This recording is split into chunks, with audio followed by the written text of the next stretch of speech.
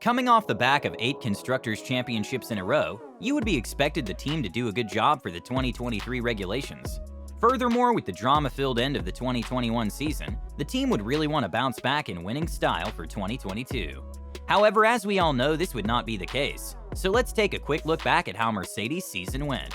In pre-season in Bahrain, many people said that Mercedes did not look good, but of course in the past they've looked awful in pre-season testing, and went on to win the titles in the season. But for 2022, that was not the case, and when we rocked up to the first race weekend, it was clear to see they were not going to be in the title fight. The team would take home a 3-4 in a race, where it probably should have been a 5-6, but they had built a very reliable car, as we would see through the whole season. So here we knew Mercedes was not going to be in the championship, or even fighting for wins unless they changed massively. In Saudi Arabia, it would get worse with Hamilton would get knocked out in Q1, and would only come home and finish in P10 with George in P5. Australia was another 3-4, with the team getting a good 27 points to make sure they get P3 in the standings, behind Red Bull and Ferrari. Imola would get even worse, and both of the drivers will be knocked out in Q2 after the race. The team would get P4 with Russell, whilst Hamilton would get P13, after being stuck behind Gasly for so long. Miami would be a 5-6 finish, and it was clear that Mercedes would more than likely have to settle for P3 in the standings come the end of the season. In Spain, Mercedes brought their big upgrade package, and it showed better pace in the races with George getting P3 and Lewis P5 after being at the back of the grid after lap 1, so it was getting better. However, it was not enough to be fighting anywhere near race wins. Next up in Monaco, George would keep his run of finishing in the top 5 by taking home a P5. But Lewis was stuck behind the Alonso train in P8, and still no sign of even challenging for a win. Baku, the team would get a 3-4 and get some huge points, but it's not what the drivers signed up for this season, and especially the porpoising in this race is not what they wanted at all. We would then go on to Canada and once again another 3-4 from the team, another steady race where there were improvements race by race.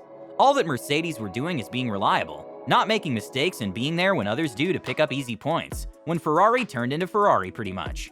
Silverstone was next, and this was the best pace we had seen from Mercedes all season. George would break his top 5 streak due to an incident with Zhou Guanyu, when he decided to get out of his car to help Zhou and could not restart the race due to the rules. Lewis brought the heat to his home race. His pace was frightening and was the quickest driver on track, and probably have won the race if there was no safety car, but still took a great P3, and the famous "through goes Hamilton." We would next go to Austria, where it was a disaster in qualifying with both drivers having crashes, but after the sprint in the race, there were another 3-4 after more errors in front of them, and maybe because George sent Perez into the gravel. Halfway through the season and in France, it was the best result yet with a 2-3. The team was getting a lot of confidence now, and they looked like maybe they could challenge Ferrari for P2 in the constructors' standings. Hungary, wow. What a moment for the team as George Russell would get the first pole position of his career, and the first of the teams this season. He could not hold on to the P1, but the team took home back-to-back double podiums going into the summer break. Belgium would be poor for Mercedes with Hamilton having a crash on lap 1, meaning he had his first DNF of the season, but Russell was back to being consistent, getting a P4 in quite a shocking race on pace alone. In the Netherlands, Mercedes had the chance for Hamilton to win the race, but with some strategy errors, it meant that Verstappen just eased to a win, and Hamilton dropped back to P4 on old tires, but Russell came back to P2, so a much better weekend here. Monza was up next, and more points were scored with a 3-5 for the team, and here people were saying, could they beat Ferrari for P2 in the third fastest car? Singapore was a weekend for Mercedes to forget. Hamilton was so close to pole, but in the race he would hit the barriers, make mistakes and come in P9. Russell, on the other hand, just was awful if we're being honest. Just go back and watch that weekend from him after you finish this video. Japan wasn't much better as in the wet weather. Hamilton would come in at P5 after not being able to go past Ocon, and Russell just could not improve from his P8 where he started. So what a dip in the form. The United States, what a close opportunity with Hamilton to win the race. Max would have an 11-second stop, meaning he had to make up a lot of time on Hamilton with few laps left. Many people thought this would be it, but no, Red Bull just had the better car in the straights and heartbreak for Hamilton, whilst Russell took out Sainz on lap 1 and finished in his usual P5.